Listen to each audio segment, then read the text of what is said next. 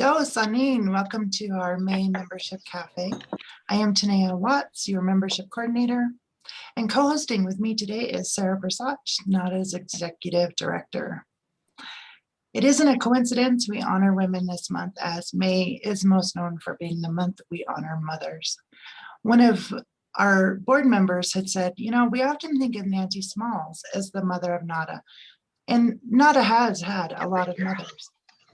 We honor Nancy Smalls and recognize the trail she blazed when she started the Sisters program, especially during a time when it was considered a man's world. Sarah, would you read a bit out of the book about sisters? I will. Oh, but we have to acknowledge Nancy actually started maternal substance abuse, the MSAS program. The Sisters Thank program you. is a derivative Thank of you. Sisters. I mean of MSAS. So she started the whole, like you said, she's the mother of all the women at Lincoln. Thank you. But I found Jeanette Robinson to start Sisters. So let's get it straight. She did that, but I helped. Hey, listen, it was our idea. No, that's not true. It was Mike Smith's idea. Yeah. Mike Smith and Mindy Fully Love. Not true? No. Oh, go ahead. All right, Jeanette, you take it. For the Sisters program, well, Sarah was going to read something. I interrupted Sarah because I just wanted everyone to acknowledge that Sisters didn't start, osmosis. It started from Nancy in the maternal substance abuse program. Yes. Yeah. I'm going to read this and then I'll give my sort of brief context and understanding of Sisters. And then Jeanette, it would be so great to hear from you. You and Nancy together and you in your role. Can I just ask for you to just tilt your camera down a teeny bit? Because all we see are your glasses. Well, I love my glasses. I love your glasses too. I like the color. I like your chin too. And I miss it. Look, yeah. We like your chin also. So I'm going to read from a book called Addiction and Pregnancy, Empowering Recovery Through Peer Counseling. I learned about this book from Jeanette and Nancy, and it's a really fantastic book. I will show it to you here, and then I'll put the name of it in the chat. I'm just going to read this little short bit. The Sisters counselors provided unconditional support to their clients, making themselves available to their clients and going beyond the traditional counselor-client boundaries. Although some clients met this support and availability with initial skepticism and distrust, these feelings and attitudes changed once they realized that this support was sincere. For many of the Sisters clients, their counselors' availability played a central role in their recovery. What I learned about the Sisters program, and I know Jeanette will say a lot more and really paint the picture of it, is that it was a 5-year project funded by the National Institute on Drug Abuse that then turned into this, that part of it was, this whole project was captured in this book. And it was a subset of the maternal substance abuse services program that Nancy founded in the late 80s. And it was the first peer recovery program for women who were pregnant and parenting. And then we are going to hear a little bit later today from Flavia Lewis, who kind of was, but was inspired by the work that the Sisters had done and created a similar project in Denver in a really different kind of setting. So Jeanette, you are our guest to talk about Sisters. We'd love to hear about how you got connected with it, how Nancy roped you in, No. Yeah. No, I was going to say Nancy has to tell her spiel. Nancy is the one that's going to say, you know, Nan, it's you. It's on you, Nan. Oh, you want me to start this? Yes, Nan. Okay. Okay. Mike had gotten this grant, and the grant had been laying around for a while. And we had a couple of colleagues that were playing with it, and they never seemed to get it off the ground. So Mike says to me, we're going to lose the money if we don't do something in a hurry. Do you know anybody? I said, oh, yeah. I got my friend. My friend can do this. I'm positive she can do this. He said, well, get her here, see what we can do. So, of course, my friend was Jeanette, my my partner in crime. Anyway, I see her getting off of the bus one day, and I'm yelling, Nat, I want to talk to you. She says, no, I got to go. I'm going to, and I had my foot in the bus door. And the bus drivers told me, look, lady, I got a schedule. Get your foot out of my door. I said, wait, I have to talk to my friend. Said, all right, call me when I get to work. So she calls me and I tell her, listen, we have a project that we're trying to do. We sent some people over to Lincoln and I need you to go over there and put in the application. She says, look, I don't need a job. I'm going back to school, got my master's. Jeanette, I just need you to go over there to make it look good because we need some numbers. And she said, okay. Little did she know that she was the only person we were sending over there because we already knew who we wanted to perpetuate the grant. So she goes over there and lo and behold, of course, she's going to get the slot because we already set it up like that. So that's how I roped my friend into doing Sisters. So, yeah, she left out some small details. Like she had to come there back and forth. She knows how I my passion was working in the community and working with women and children and families. I was working prior with legal aid, and that's how I had met Nancy and Mike. I worked in I was a paralegal working at Bronx Legal Services, which is a free service. And so a lot of women were getting arrested because of crack use. And so we had a deal. Mike had a deal with the lawyer I worked for. Okay. He would send her people who came into his program that had children taken by ACS, and she would send him people who were arrested and had children taken away. So that's how I met Nancy and Mike. I happen to had known Carol. I believe I knew Carol. I don't know if anyone's familiar or remember Carol, but no, they don't. Oh, okay.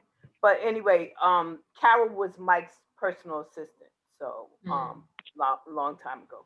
Oh, we're old, Nancy. We're old. Jeanette, there's a question. They're wondering what year are we in right now? What year are you? Okay, we are in 1991. Okay. The grant started, so let me give a little history on the grant. The grant started, Dr. Barry Sherman. He worked for the state up in Albany. There was a CSAP grant, which was the Center of Substance Abuse Treatment.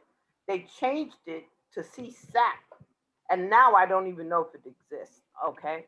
But at the time, it was for treatment, and it was for women, prenatal and postpartum with substance abuse, crack cocaine, okay? That's what the grant was basically for. So Barry wrote the grant and he got it. So then he needed a treatment program with women. Okay. So he did his research and he was really he was pulled in by the acupuncture because what he found out was a lot of places that were providing treatment, they had no treatment for prenatal. So women that were in prenatal, they really, other than talking and speaking with them, that was, counseling and group counseling, that was it. And it wasn't working. So So he was really intrigued by the acupuncture. And so therefore he contacted Mike. Mike was working with Dr. Mindy Fullylove at the time.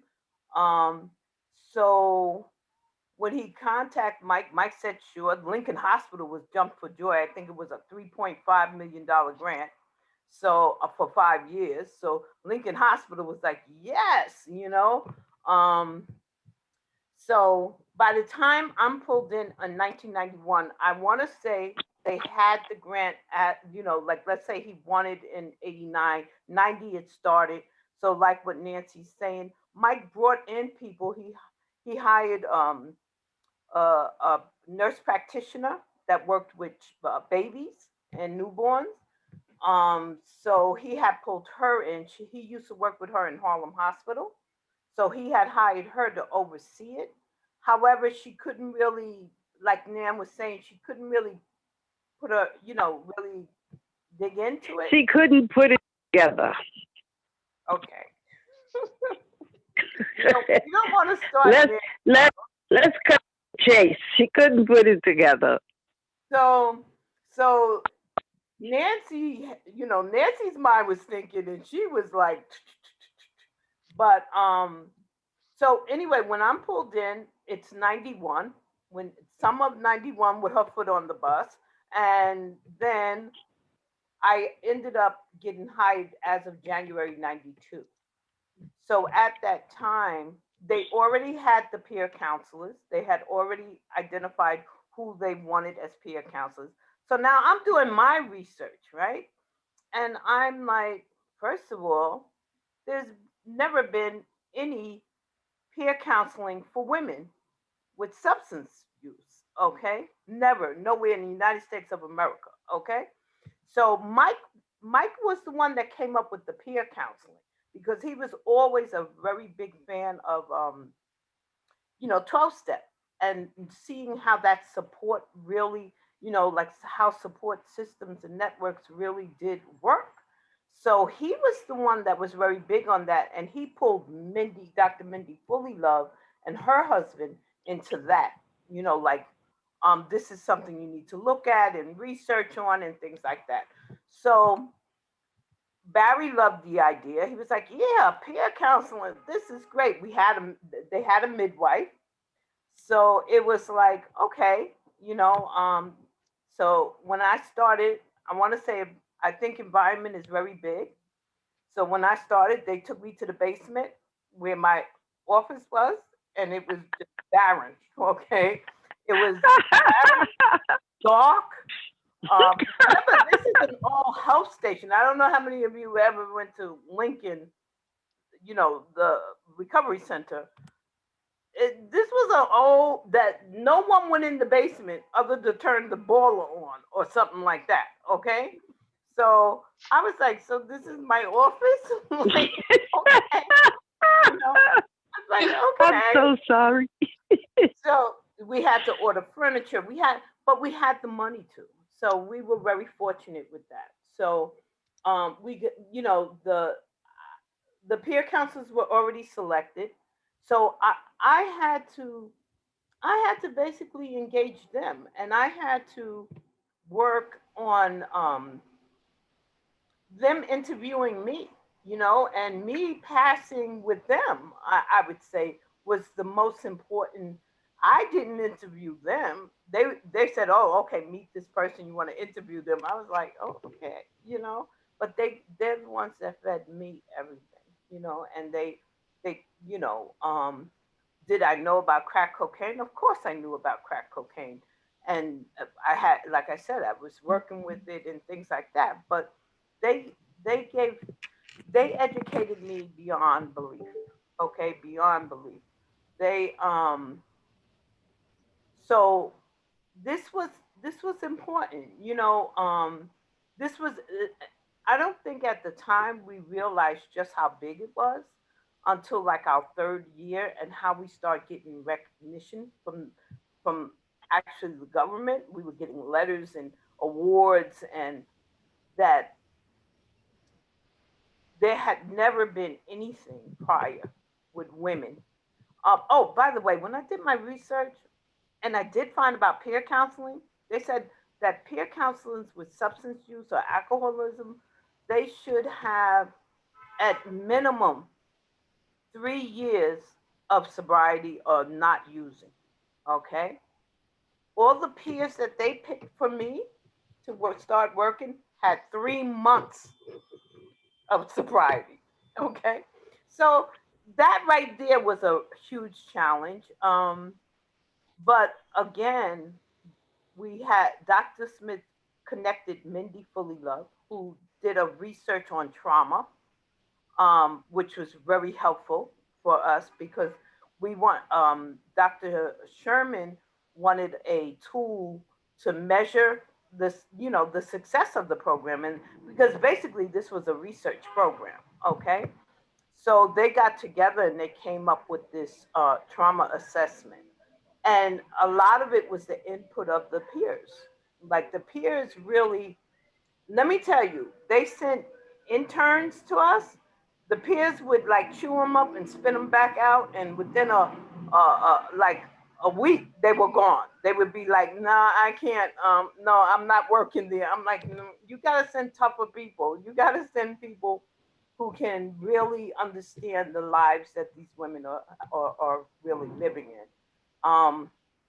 Also, when they developed the tool, which measured 10 traumas,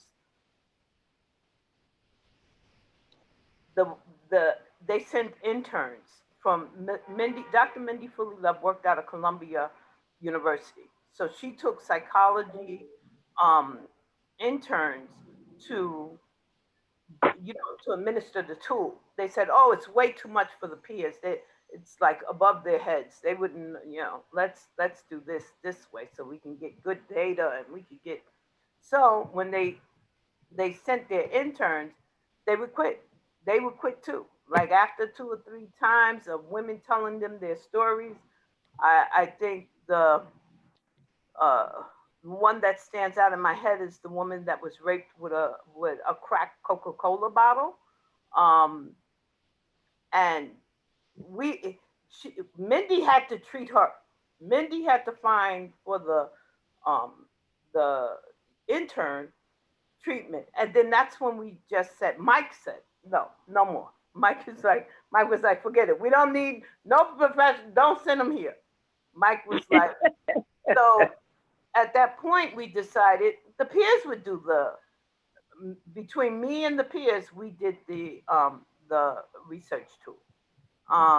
And it eventually became only I did it, but then I would connect because we would do the first one upon intake. So I would connect the peer to that, to how the assessment ended up, like similar experiences. I mean, no rocket science stuff. It was just like really matching them to the best of someone who could really identify with some of their pain and trauma, you know? And then Nancy connect them to a counselor, an addiction counselor upstairs in her program. So there was a connection of the peer to the counselor and the peer to the client, you know? And the great thing is that at first the peers were tough. I'm telling you, I think this was one of the most toughest jobs I ever had. I had worked. And I did, like I said, I was a paralegal. I did the criminal justice system. I did substance use before. I did all of that. But they were still in early recovery. If they had all of their children were in ACS custody, right, Nancy? Yep, absolutely. At that time, their children were still under ACS jurisdiction. So they were in a battle in court in getting their own children back. So so just to give you, I'm trying not to go all over the place, but to give you a little sample, after their first year of work, I said, you got to do your income tax. They said, what's that? I'm not, no, not taxes. on my check. They take taxes every 2 weeks. I'm not. So I said, no, you got to go and file for your income tax. You could probably get money back. You have children. You have. They were like, no, no, no. I'm not doing income tax because no, they're gonna take my money. No, they're not gonna take your money. Also, what do you mean you haven't paid your rent in 7 months? Well, they found out I was working, so they cut me off of welfare. I'm not paying that rent. Well, who's gonna pay the rent? Like you got a job now. You gotta take your check and pay the rent. They were like, no, welfare paid. Don't worry about it. I'm like, no, you gotta worry about this. So those were the kind of little battles we had. So now I had to literally learning from my mentor, Nancy, I literally had to take them to income tax places. They ended up getting money back and was like, whoa, this is great, So they all gained back their custody of their children within that year. They all, except one person relapsed, and we ended up hiring someone else, but that was after a year. But everyone was so successful in what they did and so dedicated and committed in the work that they did. I mean, our women would go to crack houses at 3 o'clock in the morning. They would go, it was nothing for them. Like if that person called them and said, I'm getting high right now, they're like, where are you? Where are you? They're like calling me, Jeanette, if I take a cab, am I going to get this money back? I'm like, you'll get the money back. And, like that's the kind of connection that they made with the women. All of the birth weights were all the birth weights were incredible. I believe every baby that was born was over like something like 6'5". That is good weight. That is excellent weight. Um, we had some. I forget because you have the book, Sarah, but I forget just how many successful cases we had, but it was a high percentage. Um, so I don't remember the exact figures, but also something that was very, very relevant is the women who stayed in recovery and went on to be very successful. Okay. Um, and so this program was just an amazing, to me, just an amazing program. And not to mention all the peers became addiction counselors, got city jobs, and moved on to even better jobs after that. One became Glennis became a program director, um, or program coordinator, I think. And the rest right now, I believe, is still like addiction counselors, but like senior addiction counselors. So, you know, they um they really were I'm so sorry. They really were they really grew so much and helped so many people through through their shared experiences. I mean, they cried with the women. I cried with them. I cried with the women. I cried with them. And that, when I look back on it, I think of how work now, like the work I do now, is much. I feel well. Okay, I should say this. I'm older now, so I feel I work for a nonprofit organization, and I really feel very liberated in the work that I do. That very liberated. What I mean by that is environment is important. Um, to be authentic is important, and that's what we had back there. We had an environment that was very conducive to a healing process. I mean, because let's not forget, those of you who have went to Lincoln, as Nancy would say, whatever happened, like your man left you, your kid acting up, whatever, go get a treatment back there. Go get Reiki over here. Go, drink some tea. we we would heal you, and lots of hugs. Lots of hugs. So, and just a lot of genuine caring, and that's what Nancy, the space that she created in MSAS, and everybody knows, what was it, 1 o'clock, Nan, is lunch. You turn your All My Children on. All My Children. That's right. Everybody knows, quiet or either sit there and watch it. You got two choices. If you was a client and you wasn't going home, well, you know what? You can sit there, but don't say nothing. Just watch the All My Children.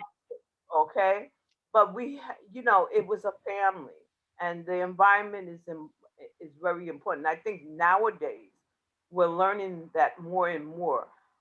Organizations are trying to change their culture to be more, to understand everybody at a human level, at a humane level. That's where you connect, and that's how you heal, and that's how you make a program like this, easy for someone to connect to, and have that support. So we ended up being the first of its kind and being acknowledged for that. That had a woman's, because when we started, and Mindy started with the trauma tool, and they tried to run it. What did they say, Nan? Like, they only had tools that were for men that were in Vietnam War. So they were asking them questions like war related. And now we're talking about South Bronx POC women with, with an addiction. Well, addiction is no longer a term used, but with using crack cocaine, and you're asking them about being, I don't know, shell shot, or something like this. They don't know. They're like, what are you talking about? So that's where the peers came in and count with.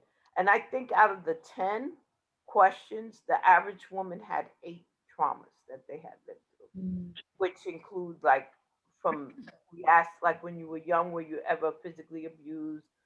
When you're, as an adult, were you ever physically abused? And we gave examples, or sexually molested or assaulted when you were young. And so many things came out of that. You'd be surprised. Like, so many women just genuinely just opened up and was waiting. I can't tell you how many women said to me, this is the first time I've ever told anyone this. And,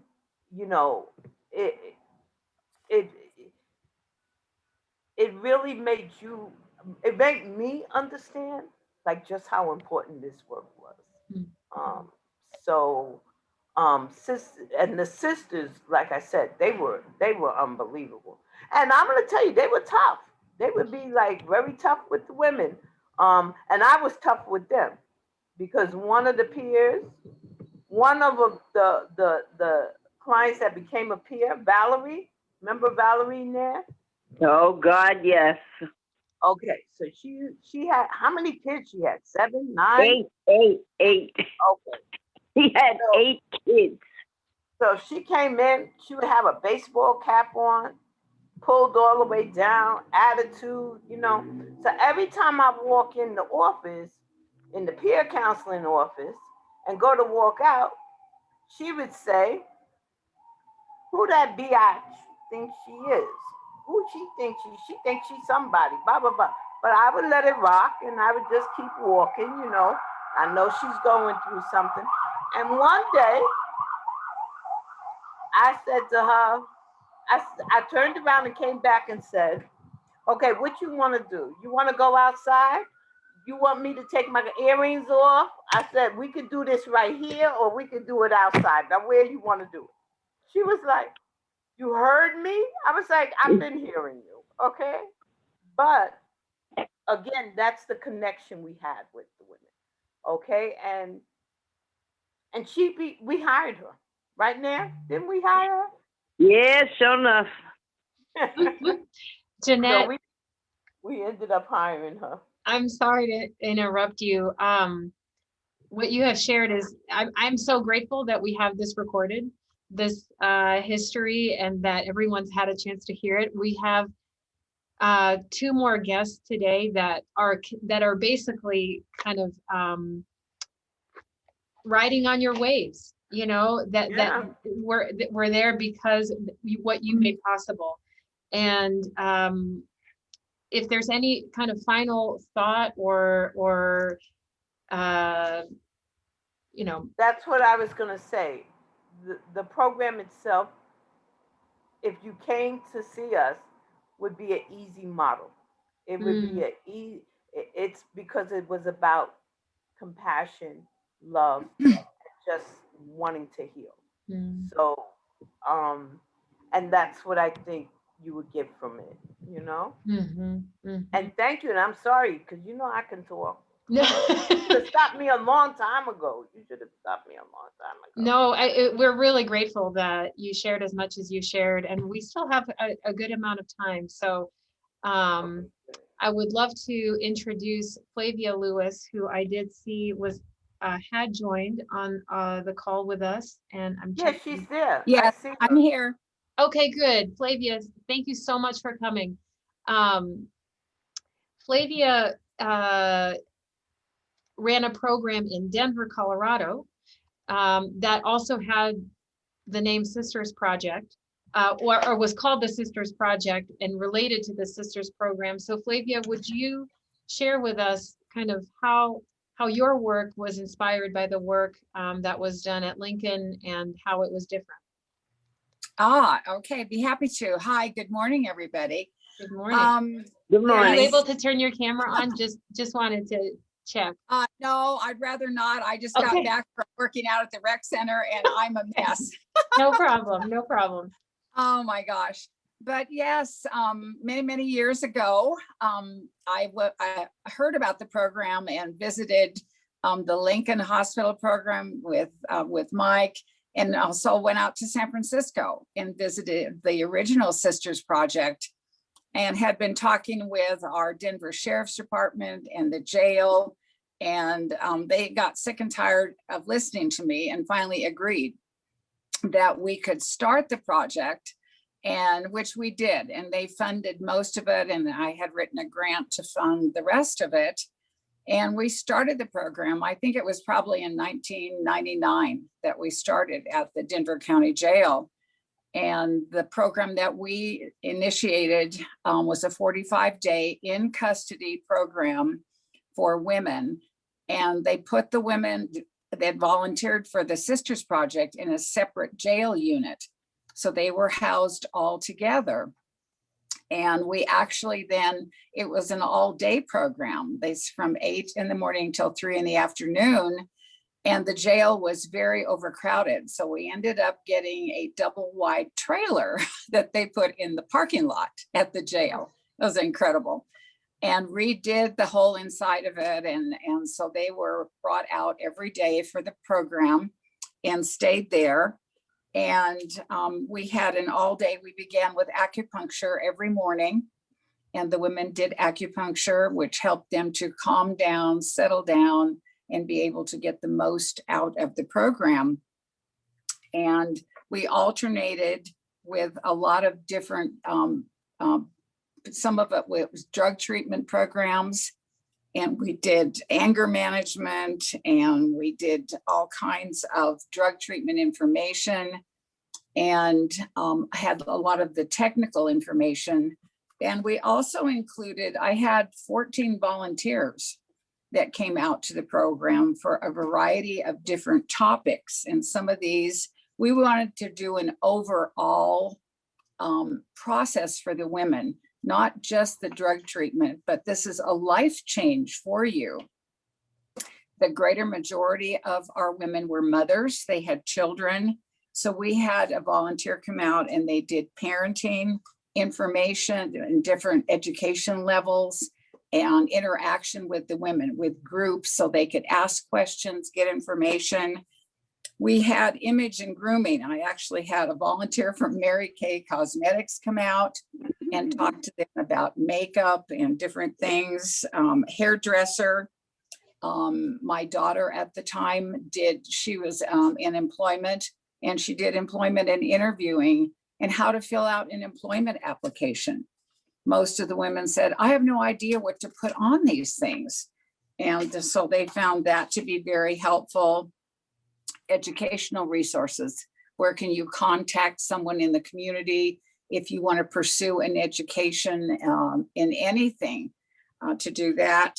How do you dress appropriately for work? Because they would say, well, I don't know what to wear. I'll just wear my shorts or something. And we had 2 recovering women who came out and they talked to these ladies. Yes, here's one of our newspaper programs, articles that was in the paper. They came out and talked about, this is what recovery is all about. Here are some things you need to know ahead of time. So just a lot of information for the women to help their life. So the whole life they have to look at that, not including the drug, the alcohol treatment and all of that. We did a lot of parenting, and sometimes we were able to bring in the children to meet with their mothers because the average women have children who are incarcerated, and this is a very important feature. So that's kind of our program. Basically, when they were released from jail, we had a women's treatment program at the Mile High Council. They could come into that program, or depending on where they lived, there were different programs that we worked with, and they were all referred and entered into a post-treatment program, a continuum. Wow, thank you, Flavia. That is really impressive. How long did all of that last? We had that program going in the Denver County Jail for about 5 years. And then all of a sudden, after September 11th, they wanted to close down treatment. And the jail fought hard and we fought hard. And unfortunately, we were not able to continue the Sisters Project. But fortunately, I did get a SAMHSA grant and we opened the Miracles program at our agency. And so we had women in the Miracles program, and that was very successful. And in fact, it's still running. Wow. Yeah. That's impressive. Well, thank you so much for sharing. Any final thoughts about this work or work happening today? As I'm not aware of any jail treatment program going on right now. I did meet with some people a while back and was asking some questions and trying to get some interest in looking at either the Sisters Project or something similar. Our agency did acupuncture in the Denver jail for 8 years, 3 times a week. And that was very successful in helping people. And apparently there just either hasn't been that much interest or motivation to do something. But hopefully I haven't given up on that and I never will. So hopefully we might be able to get something going in the future. Okay. There's just a couple of questions that were asked by people attending. One is, where is the Miracles program? And then the second is the not a protocol provided in the Miracles program? The Miracles program is provided by the Mile High Council on Alcoholism and Drug Abuse. And the not a protocol, they do have acupuncture, yes. Okay. Absolutely. And that's in Denver, is that right? Yes. Okay. Okay. Yes. Mm-hmm. Excellent. Well, thank you so much. I think, Tanea, we might be ready to transition to our final guest today. Yeah. I would like to welcome the Canoe Journey Herbalists to go ahead and unmute your mic. Hi.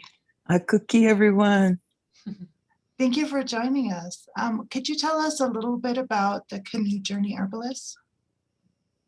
Yeah. Good morning, everyone. My name is Ale, and I am a part of Canoe Journey Herbalists. We're an intertribal group of herbalists, healers, here in Coast Salish territory, specifically Western Washington, Squaxin, Nisqually territory, but we travel around the state.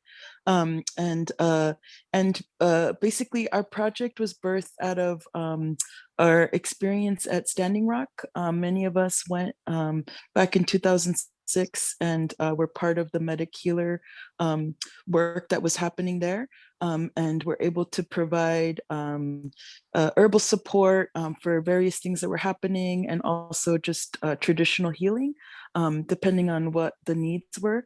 And out of that work came a desire to continue to do this work, to provide this kind of healing and this opportunity for our people, something that has always existed, but because of colonization and capitalism and things like that, access to a quote unquote herbalist or whatever has been something that unfortunately has been made less accessible to folks.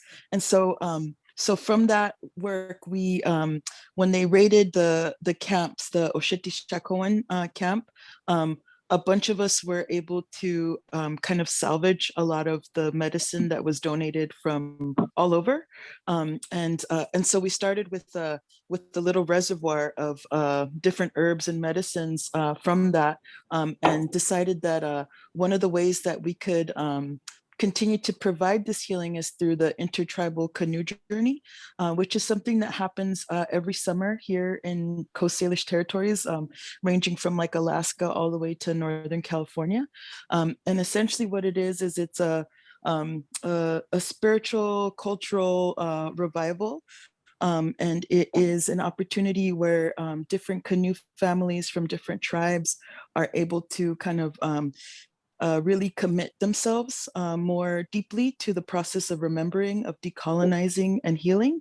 And what we do is essentially support the different canoe families who are paddling from different regions to different landing spots on the way to a specific place where they host feasts and opportunities for people to share their dances and their songs, and just really bring that that healing energy of what it is to be indigenous, and to remember and to reconnect to our ways, and to celebrate it, and not have it be about trauma and about all the things that we struggle with as a community, and to remember that we are so much more than that.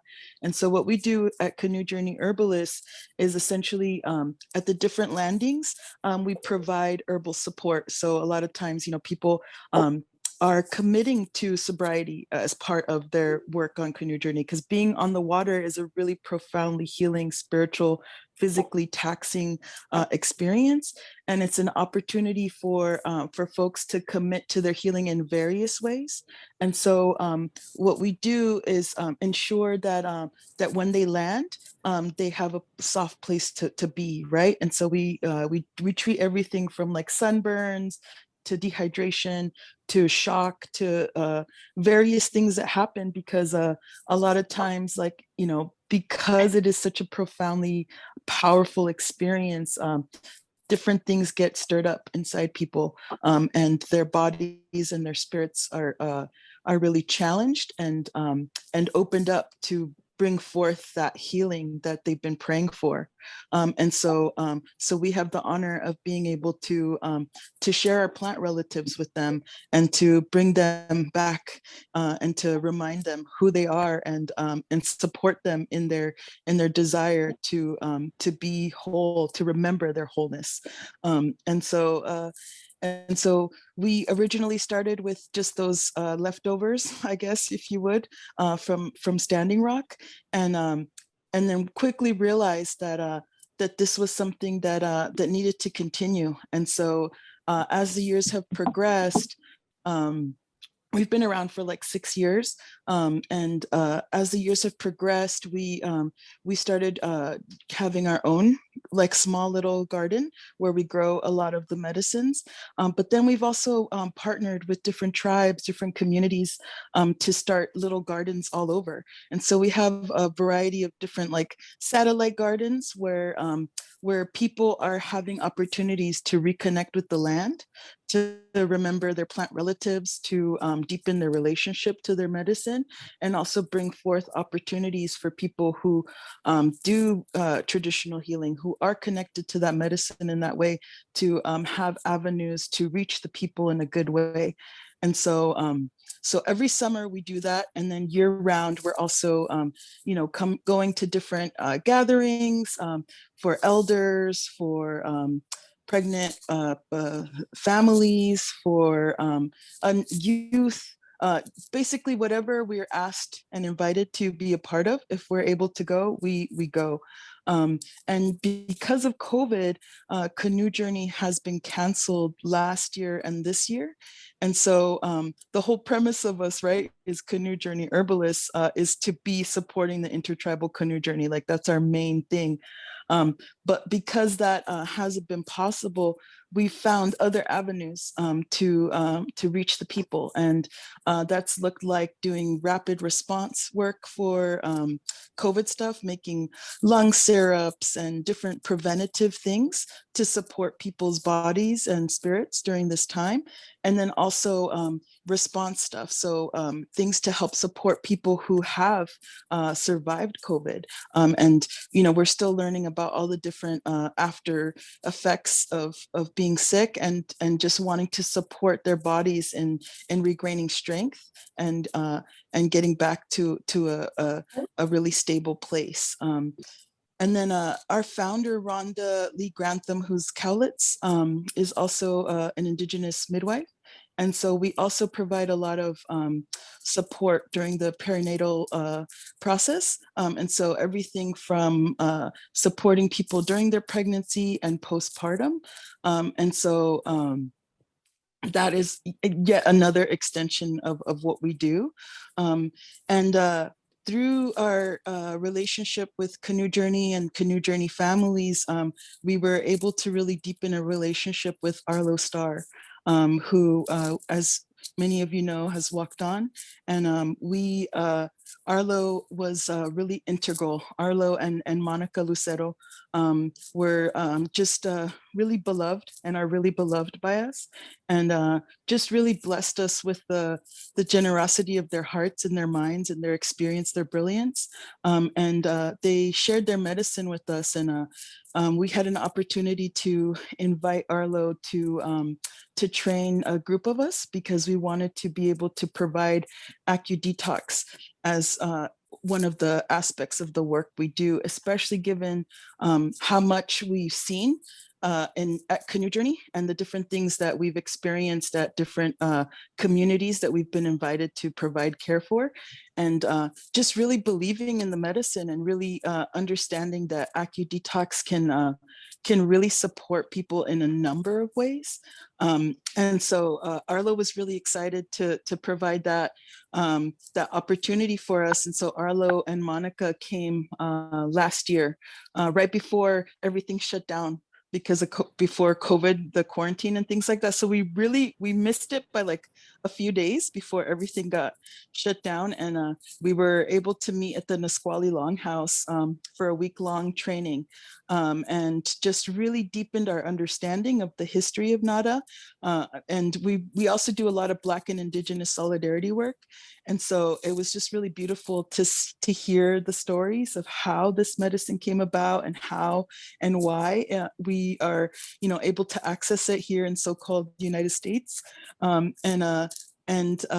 just people got really excited and really passionate. And it was a really beautiful experience to be able to learn this medicine from another Indigenous person, and to just witness firsthand like his passion and his commitment and his faith in this medicine. It really translated into our experience and our connection to the medicine now. And so after doing that training with Arlo, we kind of were at this weird place because of COVID. Like, how do we provide care in a safe way? A lot of the reservations, we're in a place where there's many different reservations around us.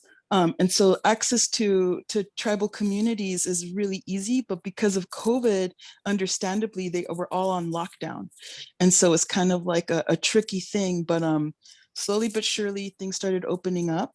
And we found ways to be able to meet with people in smaller settings, one-on-one and things like that, wearing masks and trying to be as as safe as possible, but recognizing that, like, yes, there's risks and we have to be careful, but like, this is the time when the medicine is most needed, because people are really challenged and really struggling with the isolation and things like that.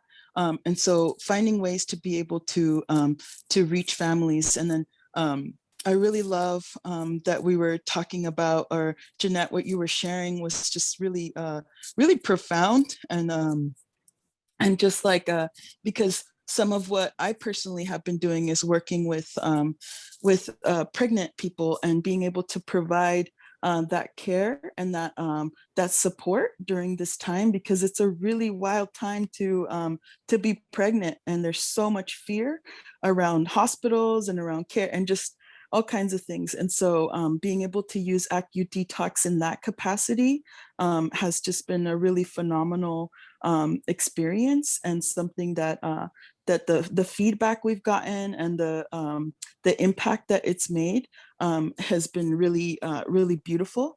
And so yeah, so I think I just was really excited to hear that. And so so now we are also we are working currently at Tahoma Indian Center, which is on Puyallup land.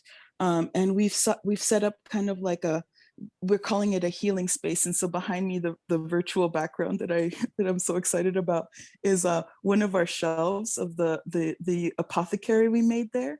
And so basically we are able to partner up with Tahoma Indian Center, which provides all kinds of services primarily for houseless indigenous folks. And so we're able to they were generous enough to welcome us to the space. And so we were able to set up like an apothecary, and twice,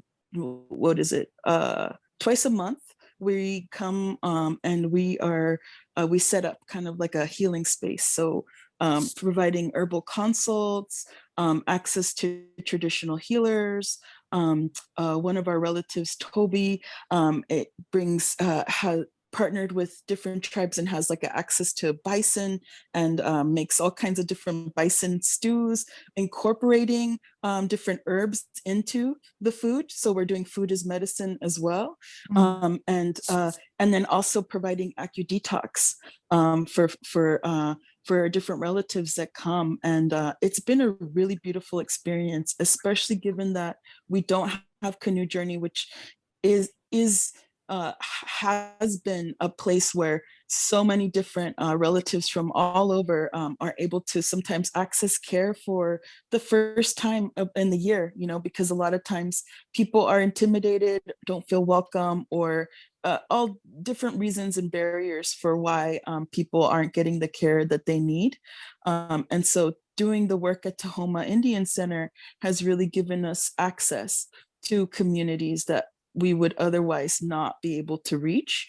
And then, of course, building those relationships with people, building that trust, being able to be those brown faces, those, like letting them know, hey, we're here, like we are one of you, and healing you is healing us, kind of thing, and not approaching it as charity, but really centering it as reciprocity and care. And so that's been a really fulfilling experience that we hope to continue throughout the remainder of the year, and then just continuing to respond to the needs and asks of our communities. and continuing the legacy of Arlo Starr, and offering up our work in honor of him, and in honor of all of you, and in honor of all the people that we don't know the names, but who have made this work possible, so that we can bring this medicine to our people in a good way, and really witness firsthand the ripples of healing, and by doing that also healing ourselves, right? So yeah, it's just really an honor to be here and to hear snippets of some of the really profound and beautiful work that has happened and is happening. Thank you so much. I really appreciate your share. That was beautiful. And that's a really good transition. Thank you. I wanted to take a moment to, we would like to take a moment to celebrate the women of NADA at this time. And we were talking earlier, Sarah and I, about past women presidents, even of NADA. Libby Stout, I think we named 4, Libby Stout, Ruth Ackerman, Carol Taub, Anna, and I can't say Anna's last name. Yeah. And then also trainers, providers, supporters, and receivers of the NADA protocol. We'd like to celebrate women who have contributed to NADA and contribute still quietly, loudly, passionately, remotely. And we would like for you to, if you would, type someone's name, a woman's name that you would like to honor in the chat. Or if you don't have access to chat, you can say a name, but we would like to take a moment to celebrate the women of NADA.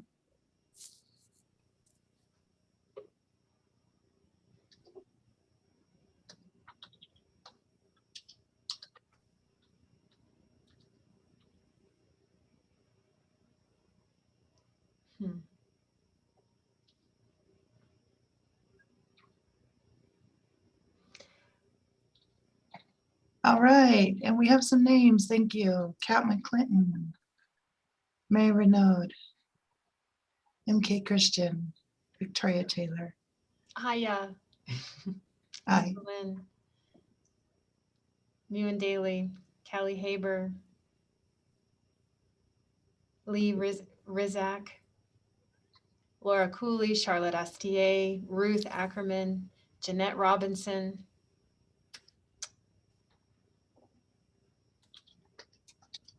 me. No, I'm just kidding. Phyllis Spears, Valerie Cross, Claudia Voiles, Nancy Smalls, Joanne Lenny, Rita Nielsen,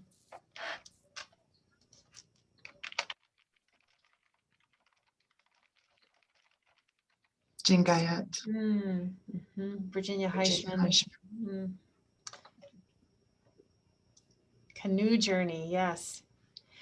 One thing that I wanted to add and to contribute to Canoe Journey Herbalists' work and really highlight and thank Ale for describing it so clearly and so vividly. In the fall, we had a Southwest regional meeting, and Arlo Starr was actually going to be one of the speakers, and he passed in September of 2020. And we took at a number of different moments during that meeting. There was time to help to really give time to recognize him, and we wanted to also make a financial contribution, an acknowledgement of his work, and because it was a great meeting and a lot of people came and everybody's registrations made it possible that we could make this acknowledgement. And so we are so grateful that you have come forth as an organization that Arlo really supported. And so we would like to make that contribution to you in honor of Arlo. You can send me separately an email to let me know how best to make that out and where to send it and all those details. But I had no idea, the depth and the breadth of the work that you guys have, despite all of the world craziness and the distance that's been imposed, I feel like you have found so many beautiful ways to stay close. So thanks for sharing what you did. And we're so grateful that we can have a small, but, hopefully known impact with that acknowledgement. So thanks for being here today. Cookie Sarah, Cookie Stana, and thank you all so much. It truly is an honor, and yeah, I think that this is legacy work, right? Everything that everybody on this call and who isn't here is a part of this is truly legacy work. And so regardless of how long our lifespan may be or not, what we're putting into our communities, what we're bringing forth, and all of this healing that we're sharing, it lives on and it ripples and multiplies. And we truly see our relationship to Arlo as not having come to an end, but just simply having transformed, because that legacy and that love is very much alive. Something that we always share when we're talking about the work is what Arlo used to say. The needle was 10% and 90% of the healing came from us, right? And I don't know exactly where Arlo got that from, but he shared that, and it's something that we hold true. And so it's this idea of like, it's not just a tool, but it's a way of life. It's a way of being, and it's an opportunity to really open up and let that part of our spirit really shine and come through in a tangible way that really has a real life impact in people's lives. So thank you so much. It truly is an honor, and yeah, to Arlo Star and to all of you, I say akuki. Thank you so much. Well, thank you everybody to coming out to celebrate our sisterhood, including Floyd. And I think several, maybe other men who were here. Thank you for being here. And thank you to Jeanette and Nancy for really sharing about the incredible work done in the Sisters program, and to Flavia talking about how that got carried forth into a carceral setting. It's truly a beautiful lineage that will continue. It can't not. So thank you for being here today. Really beautiful, beautiful gathering. And this is a recording that will be available on the Membership Cafe page for members. Feel free to share it with others if you'd like others to hear these stories, whether or not they're members of NADA, they're members of our larger family and community, and everybody should hear this legacy and history. So thanks for joining us today. Thank you for joining us. Yes. I just want to say, we're not going to have a Membership Cafe in June. We're taking a little break, but we are going to have 3 days of possibilities for connection. One of those days is reserved just for NADA trainers, the first one, and then the second one is going to be an event on June 11th, talking about how NADA has been provided during the pandemic. How can we keep providing it to people who really need it? So that's Friday, June 11th from 12 to 4 Eastern time, 9 to 1 Pacific. And then on Saturday, June 12th, we're going to have an all-member meeting. This is going to be our first ever virtual all-member meeting. In the past, it's always just been at NADA conferences. And so I am so excited that we have an opportunity, that no cost involved, just from wherever you are, that you can join and connect and learn about what NADA is up to just as an organization, sharing about our members, etc. So there's some links that have been shared in the chat. If you just click on the link, it should open up a page in your web browser that you can then have for later. And we do also do a follow-up after these cafes to share all the different things that got shared in the cafe. I will make sure to share this book as well. I'll hold it up again, Addiction and Pregnancy. It's really just a treasure of a book. It doesn't look it. It doesn't have a really jazzy cover, but it's everything on the inside that matters. So we'll do a follow-up and email about that. I think that that's all of I our think updates that we that's really it. want you to know about and be present for. And so have a beautiful rest of your day. Thanks for the healing work that you're doing in your life and in your community, and we'll be in touch. I wanted to add one more thing for future cafes. We finally have the calendar of the future cafes on the website.